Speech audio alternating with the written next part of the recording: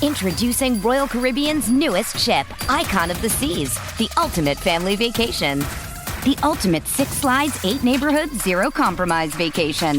The ultimate never done that, can't wait to do it vacation. The ultimate chillin' by a different pool every day of the week vacation. This is the Icon of Vacations. Icon of the Seas, arriving in 2024. Book today. Come seek the Royal Caribbean. Ships Registry, Bahamas.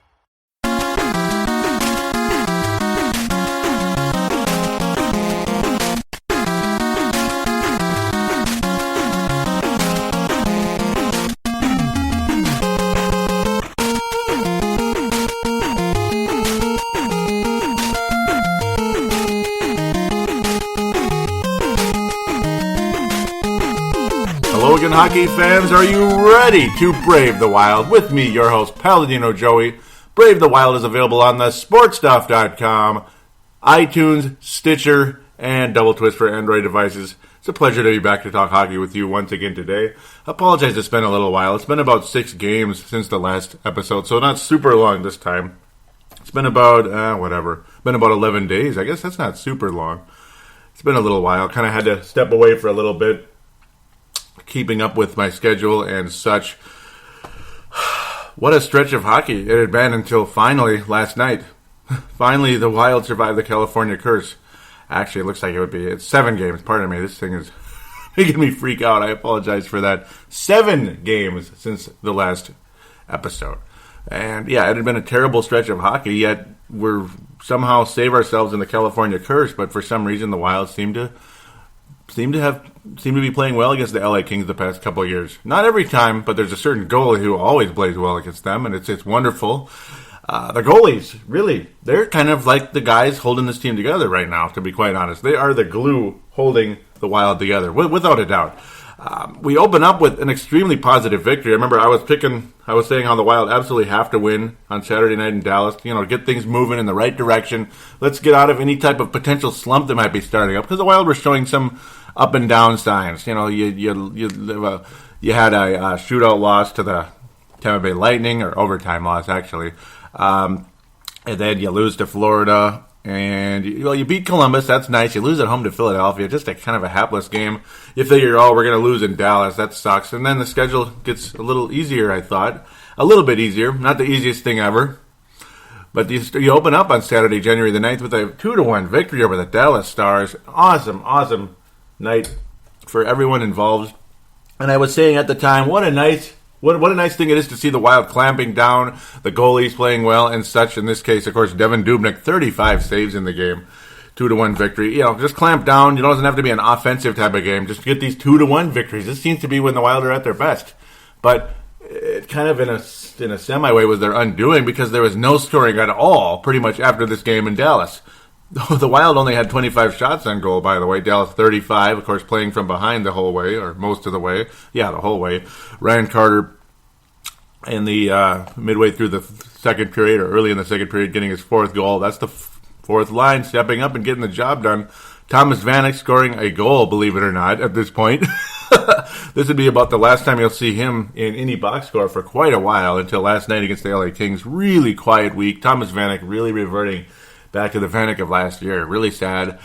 It was exciting at this moment because there's a beautiful play. Coyle and Vanek hooking up on the second line in this case, or was it the third? It's kind of like a back and forth with the what's third, what's second anymore. I don't even know, because Granlund's been so up and down. Koivu has pretty much been the top line center most of the way, even though he's not really a top line center. He'd been cooling off during this stretch. It's kind of like the script was delayed a month. It's kind of goofy, kind of like last year in November when it was cold in November and then warm in December. It's kind of weird. It's kind of like that, where things got kind of pushed around. Like November was in December. Kind of weird. Where in this case, it's like the December swoon took place in January. Hopefully the Wild broke out of it, because it seems like the Wild always seem to... It seems like historically the Wild break out of it with some type of surprising victory against the Kings. It happened last season with Darcy Kuemper in that. He ended up saving the Wild, or was it 2 years ago? It was just fantastic. Breaking the Wild out, Darcy Kuemper it was 2 years ago, yeah. Saving the day, getting the Wild rolling forward. And that's what took place at the end of this game review. Here we'll say this will be a 2-segment show, by the way. But yeah, Thomas Vanek just kind of losing it after this. Gets real quiet. Jamie Benn had us worried. Scoring on the power play, 25th goal of the season. Dallas was attacking, but Dubnyk was shutting everything down along the way. The Wild were giving up a hell of a lot of shots, but Dubnyk was just that good. And I can't complain at all about Devan Dubnyk or Darcy Kuemper in any way. I can only complain that Darcy Kuemper wasn't available. That was the disappointing part. Yes, Saturday and then Sunday, the Wild host. This is a back-to-back and everything, and the Wild certainly played like it was a back-to-back. They host the New Jersey Devils, who are a little better. They'd been on a 3-game losing streak, but, well, it ended here with a 2-1 victory in Xcel Energy Center, much to our chagrin. Darcy Kuemper was in net on this night. He only faced 17 shots. He gave up 2, unfortunately. It was a very boring, hapless game. Just boring-ass game. The Wild couldn't get anything going. Only 18 shots on goal. Only got 1 past Corey Schneider, who's a pretty good goalie. Ultimately, obviously, the replacement for Martin Brodeur. He'd been waiting forever, basically, over there in New Jersey to take over that starting role. A very, very solid goalie for the Devils. They're a little better than I thought, and they're a little better than they're a little better this year. Winning record. They're in the wild card right now in the Eastern Conference, which luckily the Wild still hold a wild card position by the skin of their teeth. Yeah, they didn't give it up, luckily. Eric Hall is a name you're going to see more frequently during the course of this episode as well. It's nice to see him popping up. Koivu with a rare assist, as he's been getting quiet of late. He assisted on Zach Parise's goal, and I predicted Zach would score against his former club. He did, and then, well, that's it. No other goals. Yeah, 2-1. Boring-ass game. No, neither team even mustered 20 shots on goal in this game. An awful game. 17 for New Jersey, 18 for Minnesota. That's good for, 35 shots on goal. That's how many shots on goal the Dallas Stars had the night before. And this is both teams. That's kind of weak.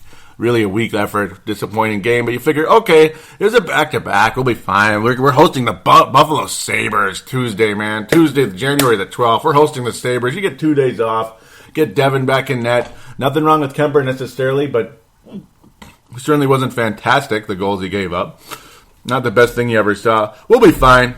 And then the Wild, the Wild by the end of the first period are trailing 3-0. What? Huh? You're down 3-0 to the Buffalo Sabres. You know the team that always ends your losing streaks and your skids every single year. Saves Mike Yo's job. Yeah, you're down 3-0 to the Buffalo Sabres. What? Huh? What? Okay. Well, the fourth line, partially the fourth line, hooked up by Ryan Suter and Jared Spurgeon. Midway through the second period, the Wild finally break the ice, so to speak. They finally score a goal. Eric Halla getting his 5th goal of the season. Again, you're going to see his name kind of frequently during the course of the past few weeks here, and during the course of this time. He's been stepping up, and it's really nice to see. It's really nice to see Eric Halla stepping up. But yeah, I mean, in all reality, he's pretty much a 4th or 3rd line center in the NHL. But he might end up being a good one if he can continue his uptrend. Late in the third, the Wild empty net, trying everything they can to keep things moving, trying to tie this game up, at least make it 3-2 at some point. And Thomas Vanek, I do apologize. I thought something was wrong. Thomas Vanek did score because I kind of do this on the fly, even though I did watch all the games, and I obviously did. Thomas Vanek, 14th goal of the season, with about 52 seconds left in the game. Ryan Suter and Granlund assisting on it. It was nice to see Granlund score a goal. It was great. Or Granlund, what am I saying? Vanek score a goal, and Granlund getting an extremely rare assist of late. Remember that streak, that point streak Granlund's been on?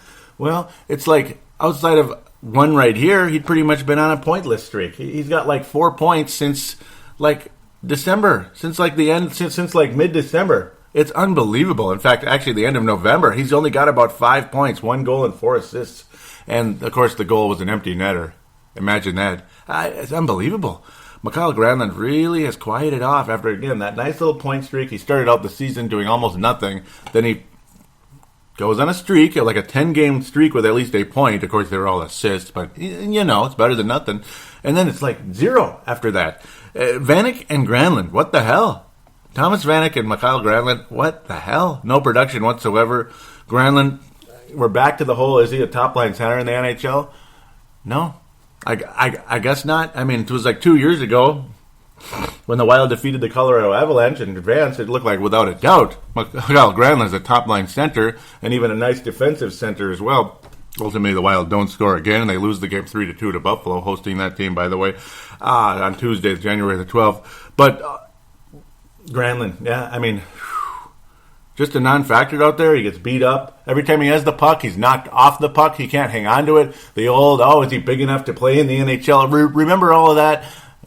It's back. Just another Pierre-Marc Bouchard, I guess. Oh, goody. A Pierre-Marc Bouchard. Boy, he was productive in the NHL, wasn't he? Well, he was supposed to be, but no.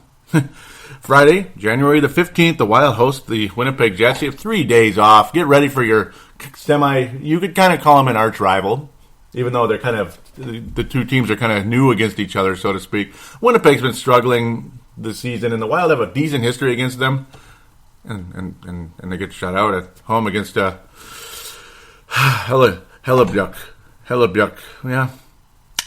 Yeah. 1-0 Winnipeg. They only allow one goal. Strong game by Devin Dubnyk, stopping 25 of 26. And you only muster 24 shots against Winnipeg. Yeah, they're a defensive team and everything. Very physical. But the Wild scored 5 goals against this club earlier in the year. I mean, I don't know. It's kind of an up and down type of team, Winnipeg. I mean, sometimes you score on them. Sometimes they really shut you down. I mean, there were 2-1 type of games last year. And there were high scoring games last year. Same thing this season, but then you can't even muster a single goal. And yes, Winnipeg, both of their goalies are good. I mean, let's tell the truth. Pavlicic and Hellebuck are pretty good. I was actually scared of that, but right there, that's why I picked the Wild to only win 2-1. I thought it'd be one of those really low scoring games. I was right about the one. Winnipeg only scored 1 goal, but the Wild couldn't even muster one single goal in the game.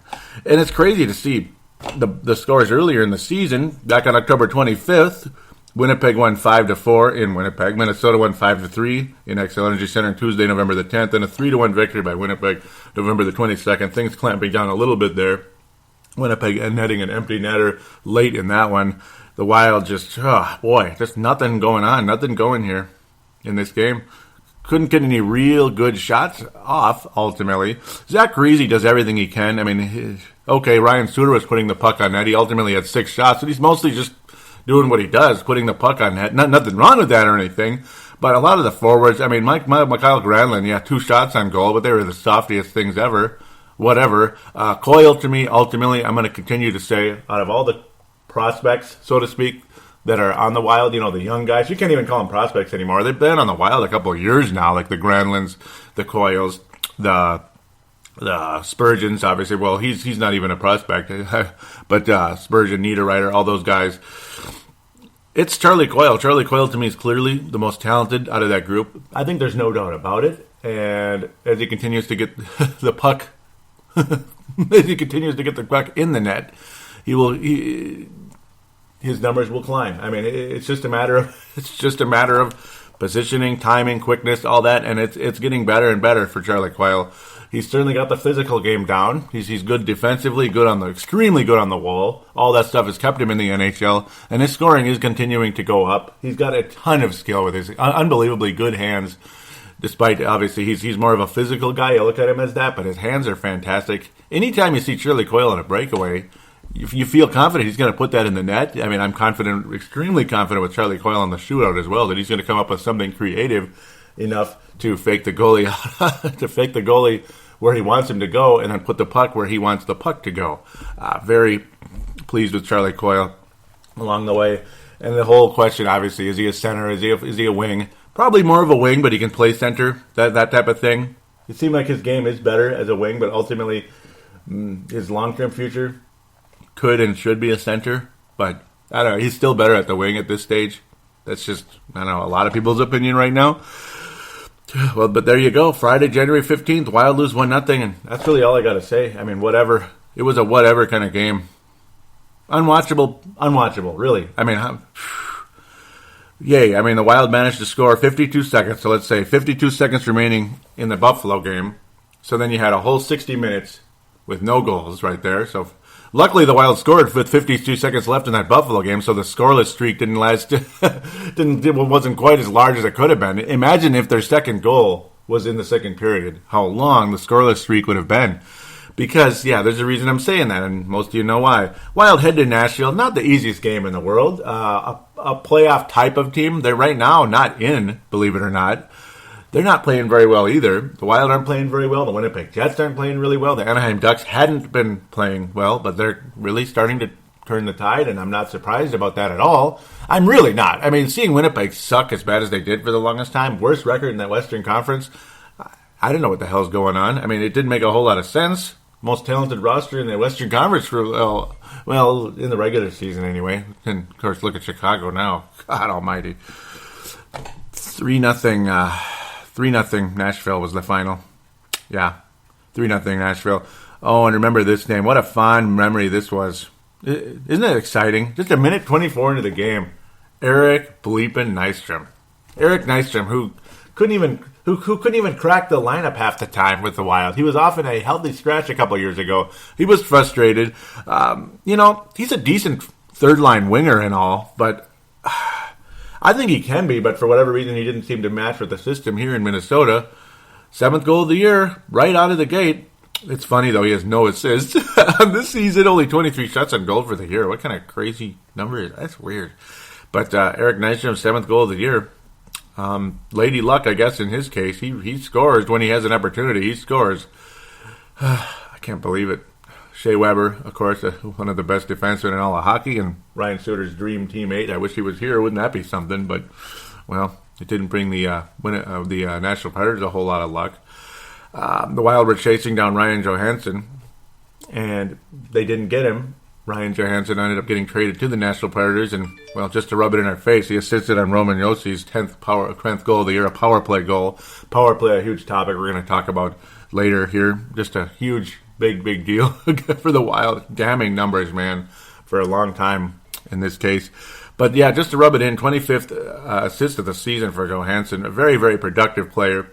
The Wild just could not pry him away from the Blue Jackets. Disappointing. There's still a possibility of another guy we'll talk about shortly from Tampa Bay, but I don't know. That's going to be interesting. Philip Forsberg then netted the empty netter as the Wild did what they could. Only down 2-0. You still have a chance, right? No.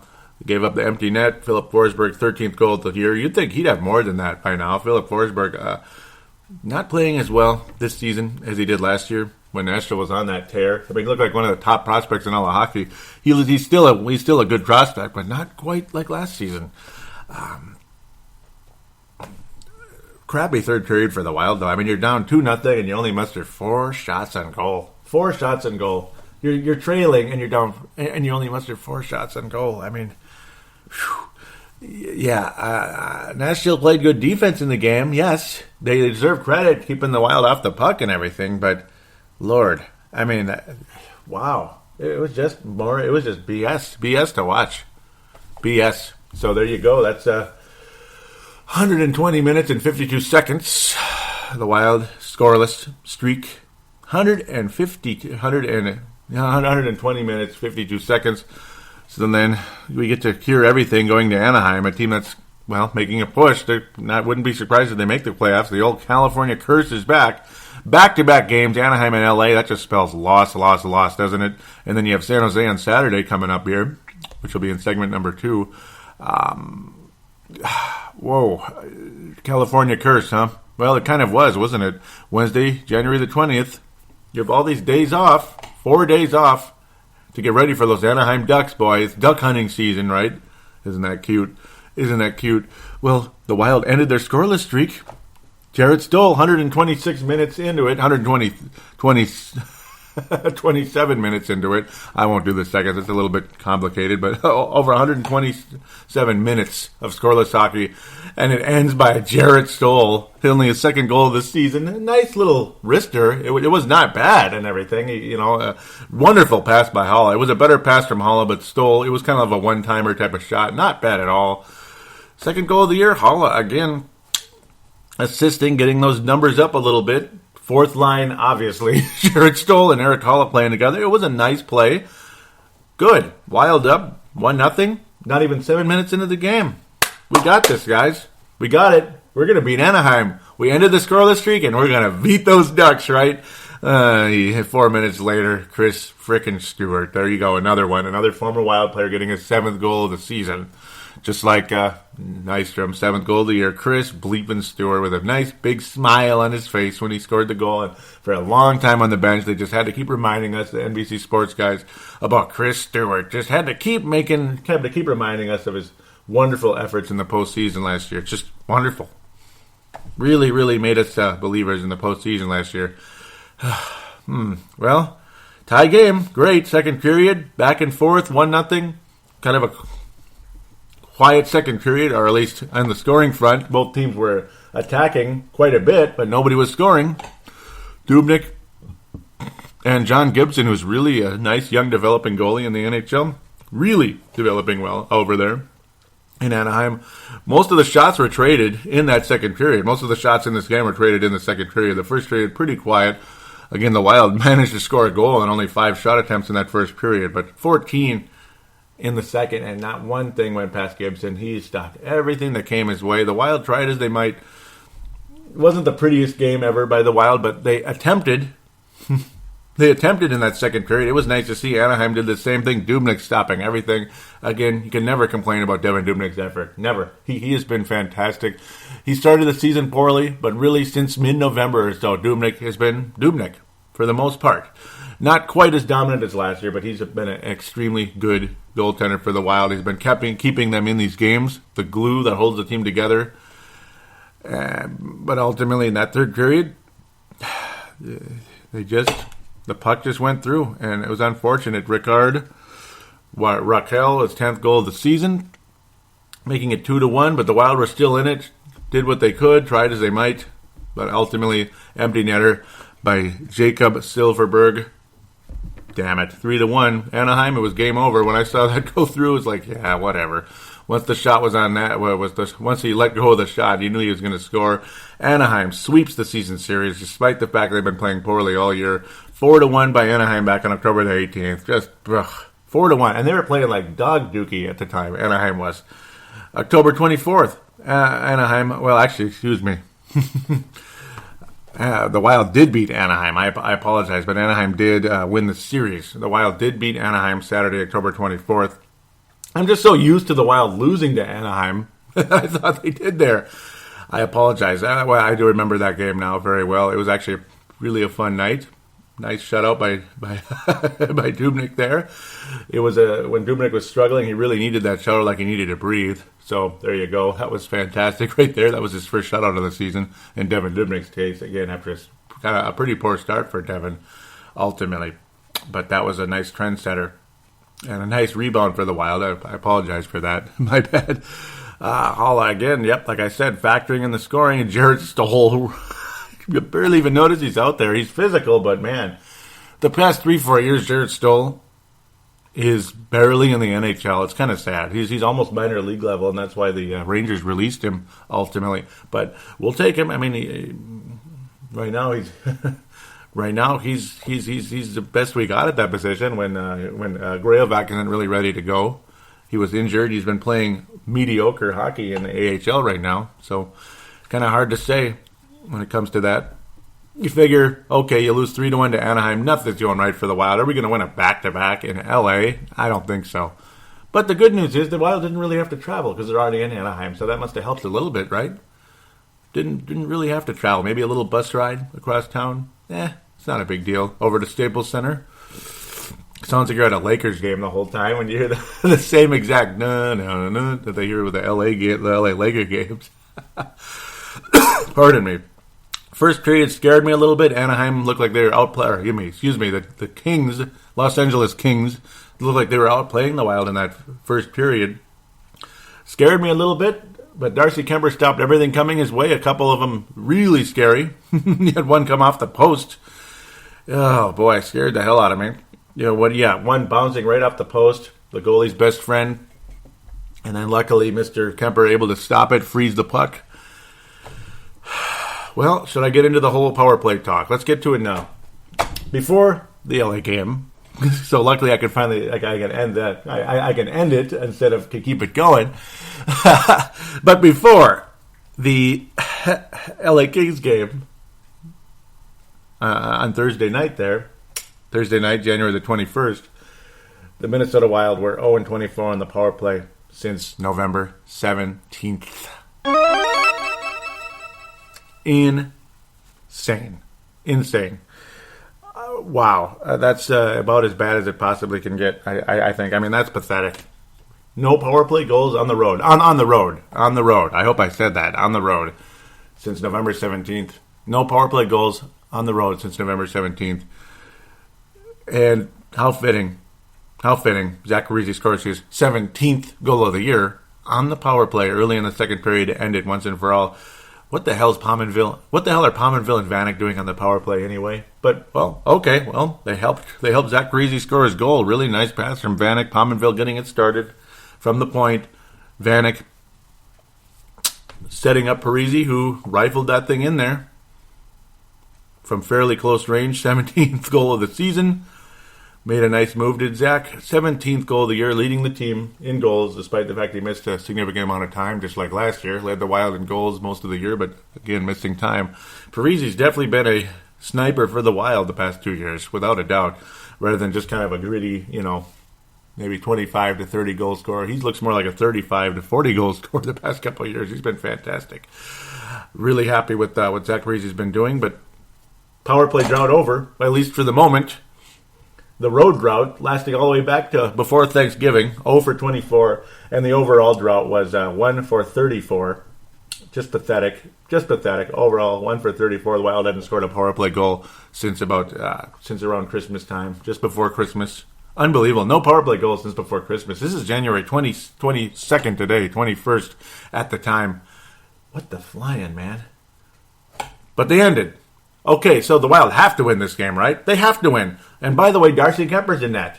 Darcy Kuemper's in net against the LA Kings. He saved the Wild season 2 years ago during the other, the second of what has it been, 4 swoons in January and December and January for the Wild. This one may be shorter this time, hopefully. This is a short swoon. Let's have it be a short one, right? Because it wasn't officially a swoon yet. It was just 500 hockey on the last episode, and then it became a full-blown swoon. 6-game pointless streak, unbelievable by the Wild, and almost scoreless hockey. We're talking like 1 goal a game for the last month. That's how bad the Wild had been. Ultimately, even in their 500 hockey on the previous show, but it hadn't been such a long time yet. It was just a short stretch, so it wasn't as big of a news as it had gotten to be until last night's game against the Los Angeles Kings. Trendsetter. Darcy Kuemper helping the Wild break out of this slump. Good job, Darcy. You did it again, buddy. Goals against average under 2 at this stage. Second shutout of the season. Overall, stopped so many shots. He was just unbelievable the whole night. Biggest smile ever on his face. 32 shots by Darcy Kuemper. Really reminded me of 2 years ago when he had that huge smile on his face, and all of us thought he's this young guy who just doesn't have it yet. He's not that good. Blah blah blah. And then there he was, kicking ass against the Kings. So fantastic. And then he was the number 1 goalie for the longest time for the Wild during that season. It was so fun. It was freaking awesome to watch. And then we ended up going with Brizgalov for a while after that because Kuemper had a concussion in those playoffs. But Brizgalov came in, kind of helped things as Kuemper went through some slumps. It was kind of a back-and-forth type of deal, but now I'm going off into a different tangent. I do apologize. Near the end of the second period, the Kings, it looked like they're going to score for sure. I mean, they had so many attempts. They were keeping the puck in our zone for the longest time. And then Scandella, the puck just kind of bounces his way, and then he flings it up in the air. Beautiful, raises the puck in the air to Charlie Coyle, who amazingly, what a move he made just to avoid getting called for an offsides. He just barely avoided the offside. Spectacular play. That may have been even better than his goal. But the moment I saw Charlie Coyle on a breakaway, I'm like, he's going to score because he's that kind of guy. He has the moves and the skill on that breakaway to score. I mean, he gets it done. He's not like, to be quite honest, he's not like Brian Ralston, who when he's in that position, he's going to miss. he's going to get stopped. Brian Ralston would get stopped there. And I remember I always thought Brian Ralston was overrated. Charlie Coyle is the kind of guy that scores in those situations, and that's why I think he's more of a potential, centerpiece type of player for this Minnesota Wild long term. It was his 11th goal of the season. Fantastic move, drawing Jonathan Quick way over to the right and then flung it left. Beautiful play by Charlie Coyle. Just awesome. 11th goal of the season. Marco Scandella, the only guy with the assist on the play because the puck bounced his way. Just a lucky bounce, as they say in hockey, and it was fantastic. 2-0 Minnesota, and then you had Eric Holla. The Wild were on the penalty kill. Eric Holla, well, that's what he's good at, and he's got all that speed. The Wild force a turnover. Ryan Suter has the puck, gives it up to Koivu. Great pass over to Holla, who buries it. Beautiful shot by Eric Holla. An unbelievable pass by Koivu as well. Again, similar situation to what Coyle did with Jonathan Quick. Koivu was on the left. Yeah, actually it was Koivu was on the left. He kept waiting and waiting and waiting and waiting. Similar situation, but opposite side of the net. That's the good part. Koivu kept waiting, making it look like he was going to shoot the puck. Got Jonathan Quick to bite, fall on the ice, diving for the puck, looking for Koivu's backhand, basically, even though it would have been kind of a weird angle. But then an even more difficult angle. Eric Holla, spectacular play. I don't even know what degrees it would be, but it was a very tough, sharp angle by Eric Holla, and he sniped that thing. 4th goal of the season, shorthanded goal for the Wild. You end the power play drought, and you get a shorthander, and then an awesome breakaway play. Scandella and Coyle, 2 of the younger guys that are. Scandella's not super young, but he's young enough. 2 of the younger guys who hopefully will be on this team for a long, long time. Beautiful night for the Wild. Kuemper getting the shutout, his 2nd of the season. 7th overall for the Minnesota Wild, which, if you can believe this, leads the NHL in shutouts. The Wild lead the NHL in shutouts with 7. Kuemper and Dubnyk shared a shutout earlier in the season due to an injury to Dubnyk, if I remember correctly. I remember Dubnyk was pissed off. He was banging his stick on the ice. That was when he hurt his knee a little bit, but luckily was able to come back and play not too long after that. But it was a shared shutout. Fantastic effort by the Wild in that one. 7 shutouts on the season, leads the NHL. That tells you the goalies aren't the problem this time around. Time to start scoring, guys. Time to start scoring, without a doubt. All the stats point to that. The Wild's power play is worst as it gets, even worse than ever. And remember how good it started out the season? And Wild working with Adam Oates in the offseason behind Mike Yo's back. And he wasn't too happy about it, blah, blah, blah. All that stuff. And it was just fantastic. And it's like, hey, who cares if Mike Yo's not happy about it? It's working. They look great. And now they look like dog poo until last night. But hopefully this game truly has ended the poor streak and gets the Wild moving in the right direction. The Wild never gave up playoff positioning, which is good news. Very good news. The Wild never even gave up the top wild card spot because they had a huge lead, but they squandered the lead. They blew it. It was like you're up 4-0 in a game, and now it's 4-3. Well, you might as well get that 5th goal rather than give up the 4th there, hey? That would be nice. So let's pass out the awards for this episode. Pardon me if I made the microphone wobble there. I did that a lot in the last episode, and I really apologize. I think it's when I bang on the screen here. I got to stop doing that. I do apologize. The iPad, because I use that for I use that for numbers and such that I need. So and I just bang on it like, there it is. Stupid, huh? Because you can't see it. Okay. Mike Modano Award. It's going to go to Darcy Kuemper and Devin Dubnyk, because who carried the Wild this whole time? Who kept the Wild in every game? Darcy Kuemper is going to get the official award because he broke the streak. He ended it. Just an unbelievable game against the Kings. And yes, it's one game, and he missed so much time with injuries and such. But Darcy, though, has been good for the longest time now after a poor start to the season. Kind of similar to his second year with the Wild a while back when he had the game against the Kings and took over. But Devin Dubnyk also, he's kept the Wild in every game. He was fantastic against Dallas as well. He's kept the Wild in every freaking game. It wasn't cool when we went down 3-0 against Buffalo, but we'll let that slide. That's why he's not going to get the award. Darcy will get the award for this one. And there you go. The James Shepard Memorial, the disappointment since the last episode, well, it's got to go to Granlund. I mean, Casper the Friendly Ghost, Granlund the Friendly Ghost. I mean, Mikhail, what's going on here? What's going on here, eh? He's just vanished. He's vanished without a doubt. So there you go. Granlund, you could only hope and pray he's going to step things up again. I mean, Eric Holla has as many goals as Mikael Granlund. Eric Holla doesn't have nearly the time on ice as Mikael Granlund. That's kind of funny. And it was a legitimate goal. It wasn't an empty netter. I mean, Holla has an empty netter this season, but, he's a fourth liner, so sometimes it's going to happen that way. The fourth liners aren't going to score all the big goals at the big times, but he had a nice one there, burying the Kings. So there it is. Eric Holla, you can tell him kind of the nice little surprise, and he has 10 points now. Not a fantastic statistic, but hey, it's not bad at this point in the season. It's not bad. It's better than it's been. I mean, last year Eric Holla had about 4 points, 5 points at this stage in the season, so it's progress. Okay, so we'll give him that. And if he continues to progress, maybe he'll wind up with 30 this year. Not bad compared to what he'd been even early in the season when he was doing absolutely nothing. So there you go. Keep it up, Eric Holla. Let's take a break. Let's preview just a couple games because you got the All-Star break coming up. And check in with the Iowa Wild a little bit. Oh, goody.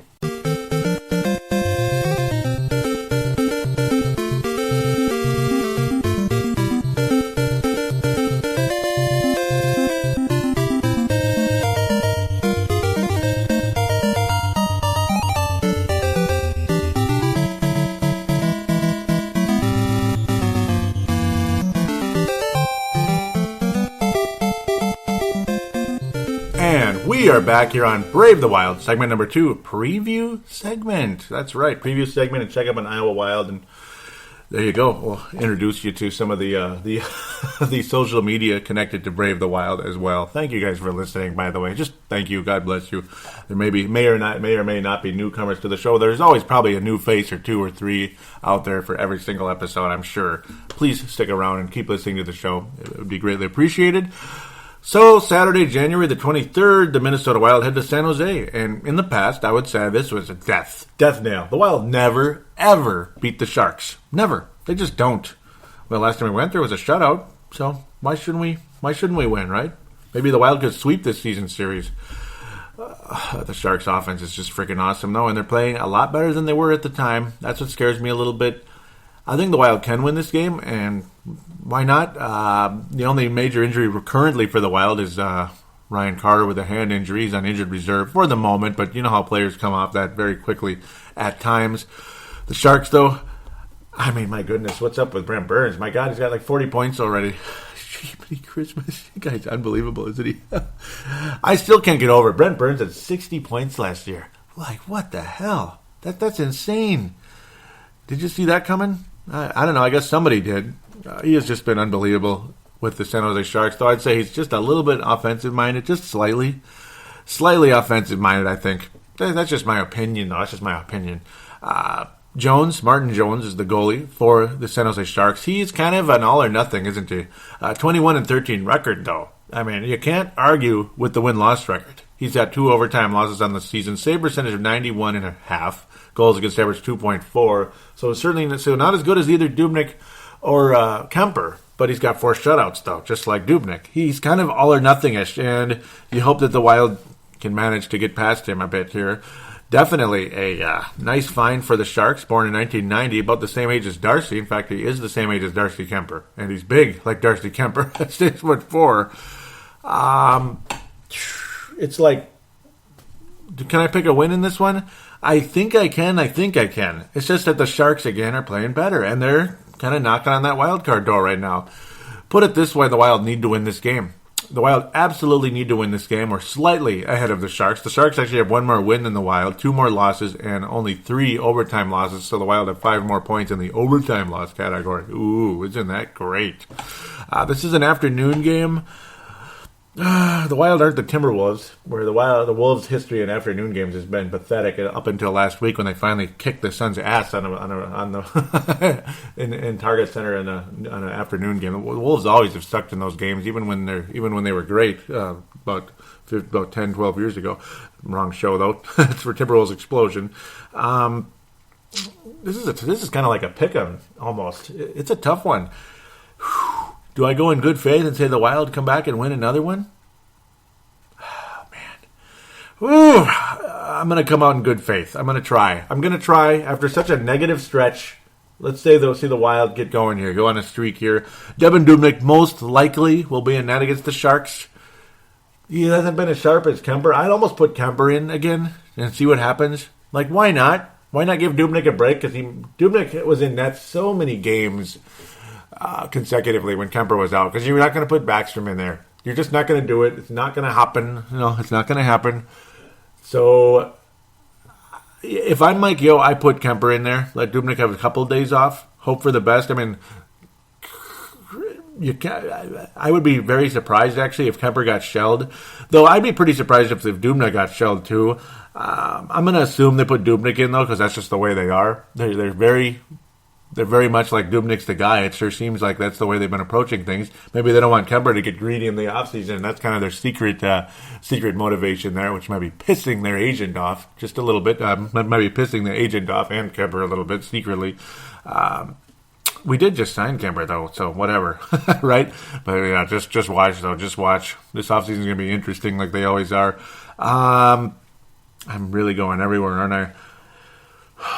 It was a very big win, though, for the Wild, who the Kings have been on fire. So for them to pull that off, I'm going to pick a 3-2 victory for the Wild with Devin Dubnyk in net. I could see Coyle scoring against the team that he was on, not officially, but in the system. In their system, ended up trading here in the Brent Burns deal. Both teams look like they've come out decently in that deal for the most part. Though it's on paper, you say Brent Burns is better. But it's paper. 40 points, great statistics. And I can't say he's a shutdown defenseman in any way. He's an offensive defenseman of epic proportions. In fact, he's almost like an out-of-position defenseman. I mean, it's like almost unnatural how many points this kid has. In fact, he's not really a kid anymore, is he? But I think Coyle scores against his former team, and unfortunately, I could see Burns scoring against his former team as well. I could see that happen. Unfortunately, Pavlovsky's leading the way and scoring. Thornton's still hanging around. He's about 40. Gosh, he's getting way up there in years. Martin Jones, again, he's the kind of guy you can beat. And I'm going to take the chance. I think Dubnyk's the better goalie of the two. I'd say the Wild win 3-2 in a fairly close one. It'll be regulation. I don't trust the Wild in overtime. If it goes to overtime, San Jose is going to win the game. I mean, until the Wild prove it, they're not going to win an extra period. But Wild win regulation, 3-2. Let's move on to the other game and keep moving here as quickly as possible. The next show I do is probably going to be fairly short, but yeah, there will be a show next week. Monday, January the 25th, the Minnesota Wild host. Well, the first segment will be short anyway. The Wild host, because it gets real busy after that. The Arizona Cardinals, right? No, the Arizona Coyotes, who hopefully will be playing in the same town as the NFC champion Arizona Cardinals. Hopefully the Cardinals win that game. That's what we'll know. By the time of Monday, January the 25th, we'll know who is going to the Super Bowl. Is it Arizona? Is it Carolina? Is it the Carolina Hurricanes or Arizona Coyotes, right? No. We'll find out. Okay, I'm all over the place, and I apologize. Mike Smith has been out since December 12th with a lower back injury, so you're going to see a different goalie in net. The Arizona Coyotes are 2-0 against the Wild so far this year. That's bullshit. Pardon my language. I wasn't expecting to say that, but that is bullshit. I mean, come on. Arizona wasn't even playing well at the time. They're actually starting to play better now. And yeah, the overtime loss, December 11th, that was disgusting. I mean, it was like 5 seconds into overtime. Boom, they score. I mean, 1-1 for how long? And then they just score just like that. Whatever. It's like the Wild are a joke in the extra period. Just a joke. So, what's going on in goaltending for Arizona? It ain't Devin Dubnyk, is it? I'm sure they're missing him right now. And, yeah, that's kind of annoying, I'm sure. But, oh, goody, you got another frickin' Andrew Hammond in that. Yeah, Luis Domingue is 7-4. He's got 3 overtime losses, so a little snake bit there with the shootouts and overtimes. But he's got 2 shutouts in minimal playing time since Mike Smith's injury. Save percentage about 93. 2 shutouts as well. But the Coyotes are doing exactly what the Wild were doing up until yesterday. They lost to New Jersey 2-0. They lost to Buffalo 2-1. They lost to San Jose 3-1. And then they go to L.A. Uh-oh, are they going to end it against L.A. just like us? Well, let's hope they don't, I guess. Let's kind of hope they don't, I suppose. That's kind of funny. And then they host...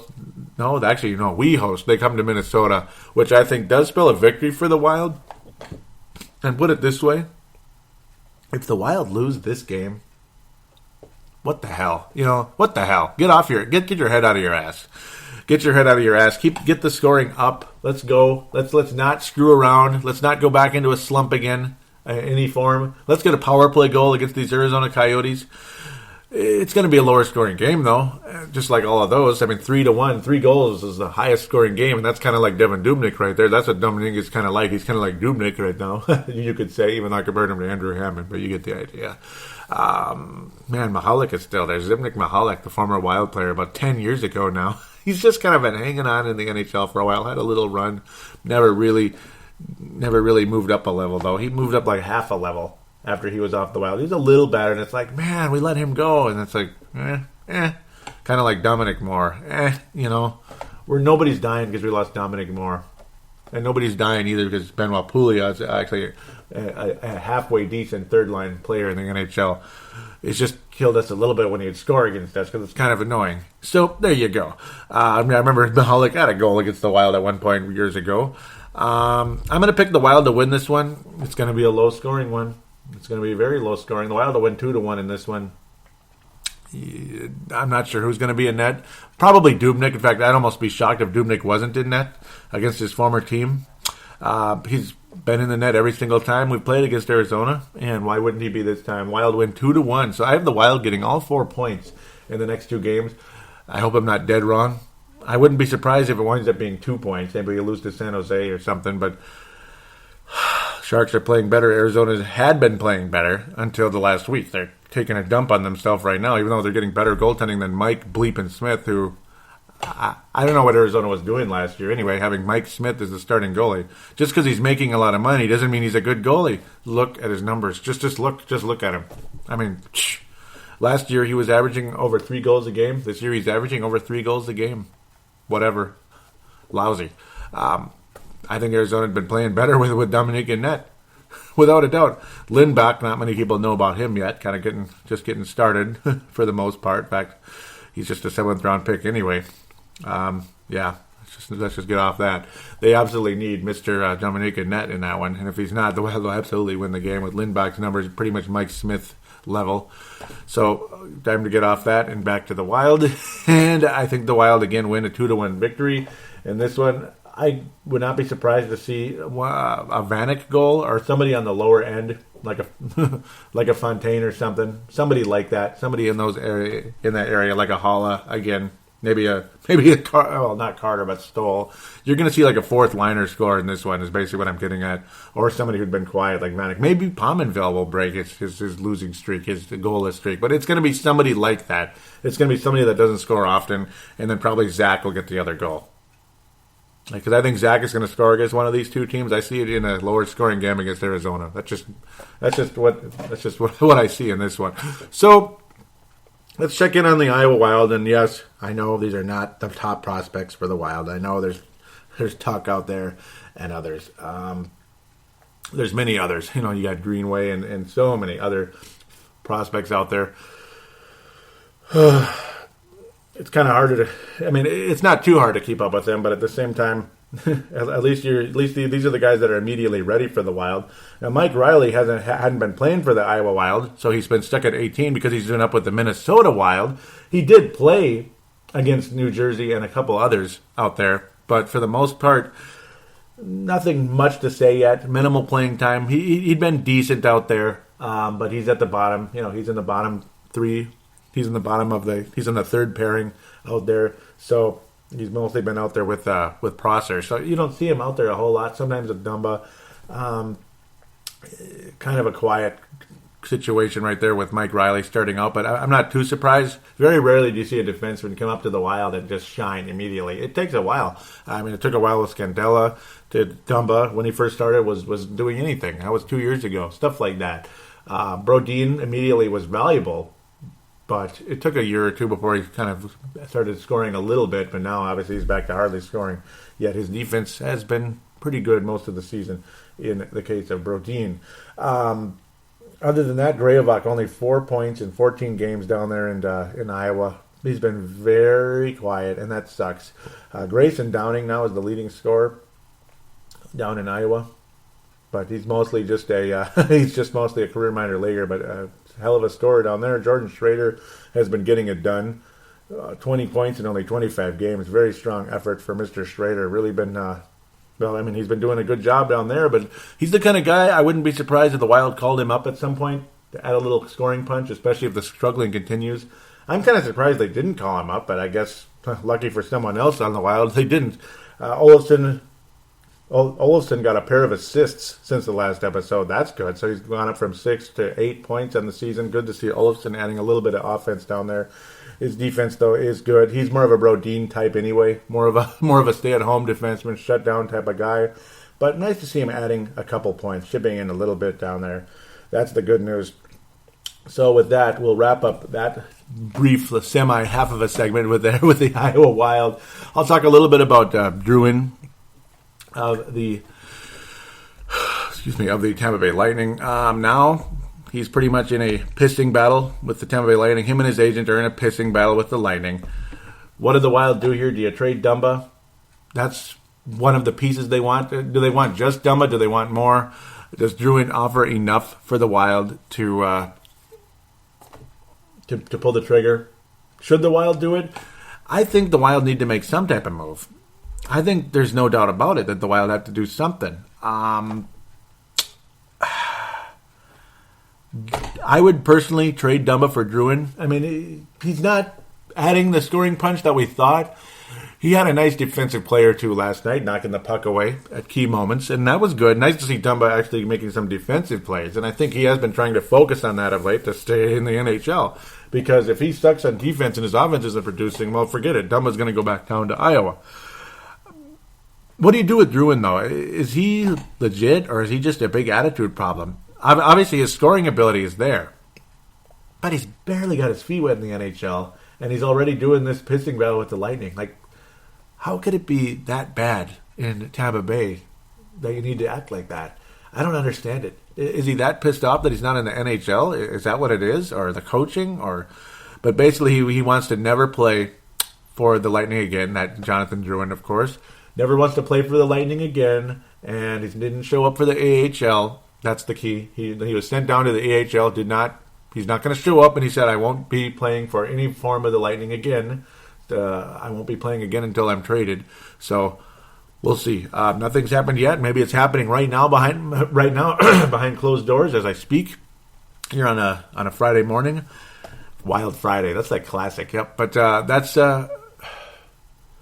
who's to say what's going to happen? Do the Wild have the guts to do it? They weren't able to pull off the Johansson trade. Maybe they didn't want him as much as they thought. He's another guy who has a kind of a character issue over there in Columbus, but he's been okay so far in Nashville. Very small sample size. Druin is a winger. He's not a center. That's another thing. I mean, we have centers already, or we have wingers already, but then again, you can never have too many. Zucker's been pretty invisible, hasn't he? It's not like he's tearing up the league of late. He's been kind of quiet this year. He was better last year with Zucker. So where do you go? Do you go with Druin? Do you try to make the move? I think the Wild have to make some type of move and hope for the best, because it's been a plateau. And that was going to be the theme of this episode before last night's awesome victory over the Kings. The Wild are at a plateau right now, and they need to rise up. They need to get to the next plateau. And hopefully don't fully plateau. They just get to the next step. Because if we're stuck at making the playoffs and losing in the second round, well, that's not what you bargained for when you paid $200 million to Parisi and Suter, and you plunked down a ton of cash for Pominville, who's and a decent amount of cash for Vanek, and a lot of money for Devin Dubnyk, and a fairly generous contract for Kuemper. Generous, being how new he is still. Granlund, the Wild probably should have traded him before. The Wild should have probably tried to trade him earlier. Now, according to Micah Russo, he wouldn't even touch him if he was a scout from another team. He's been that bad. And I agree. I mean, he can't even hang on to the frickin' puck. I almost swore there, but because puck and that other word rhyme very well. But he can't even hang on to the puck. It's unbelievable. I mean, he'll have an empty net practically. Like, how many times did it happen this year where he could have scored a goal standing up? But the problem was he wasn't standing up because he'd get touched. And the puck would go the other way. It'd hit the post and it wouldn't go in, but luckily somebody would be there, Johnny on the spot, to bury it. So he'd get an assist on the play. And it happened a couple of times during one of those fun wins on the road earlier in the year. That was a fun game. If I remember, it wasn't Pittsburgh. I can't remember who it was now. It's a long time ago, and I didn't write it down because it just kind of came to my mind just now.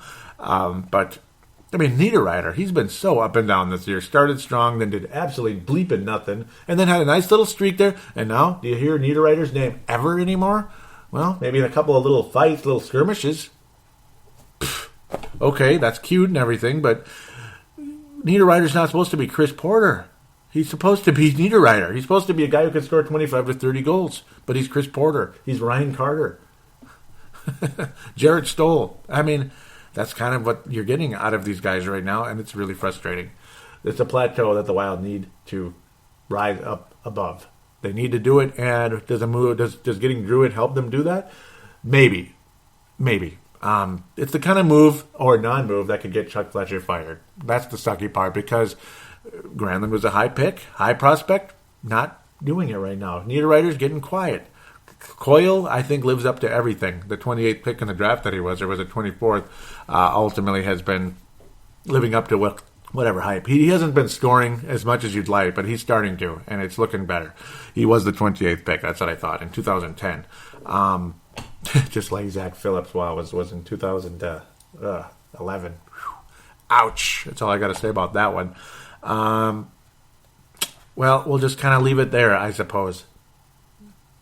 We'll see what happens. I mean, it's all between Chuck Fletcher and Craig Leopold and others, Mike Yeo, all that. I mean, it's all at a crossroads right now. Are we going to continue to get better and keep this crew together, or is it all going to blow up and we're going to be, well, looking at a new coach, new GM and everything with the same players and see what happens, and maybe some different players not too long after that. We'll see.